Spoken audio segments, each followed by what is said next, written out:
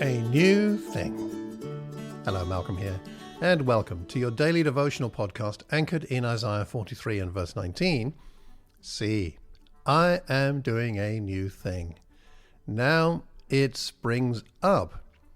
Do you not perceive it? I am making a way in the wilderness and streams in the wasteland.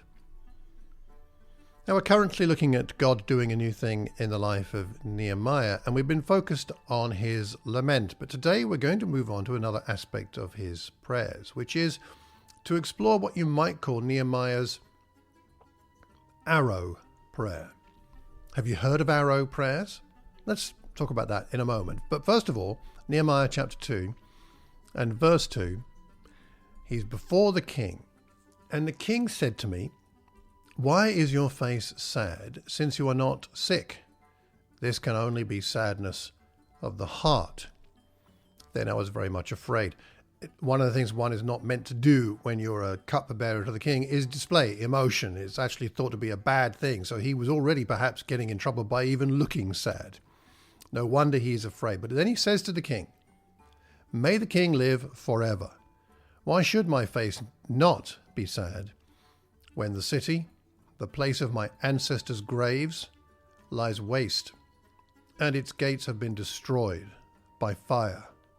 And this is a smart, we haven't got time to talk about it too much here, but it's a smart statement here. May the king live forever. Why shouldn't I be sad when my ancestors' graves lie waste? And that's something of high value in that culture, in Persian culture at the time.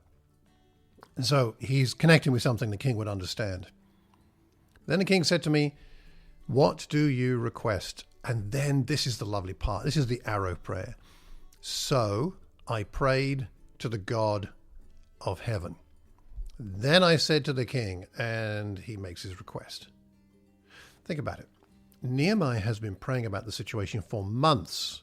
If you look at the timing here, this is several months after he first heard this news and broke down and wept and prayed.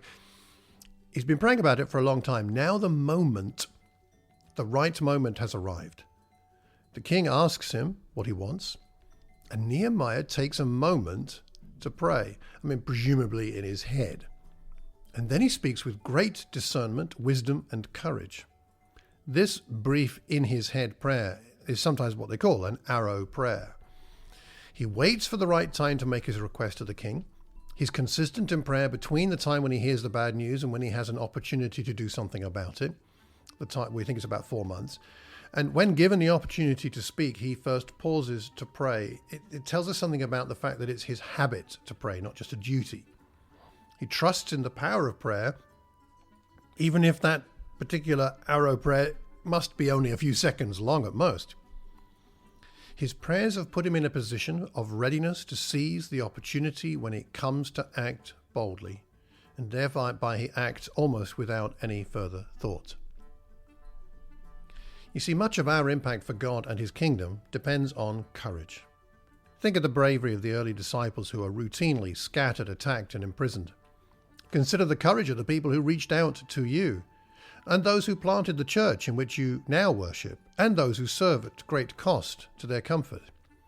And then, of course, we must contemplate our Lord Jesus, whose courage led him to empty himself, take on our flesh, suffer with us, and die for us.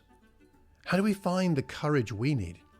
We find it in the presence of Jesus, who we can approach with confidence because we know that he wants us in his company and he hears our prayers. Ephesians 3:12, in him and through faith in him we may approach God with freedom and confidence.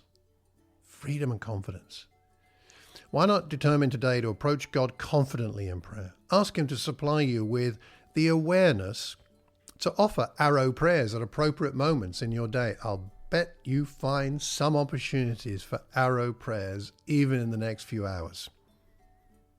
And I hope you find your heart, your life, your congregation, your whole world inspired by God doing a new thing.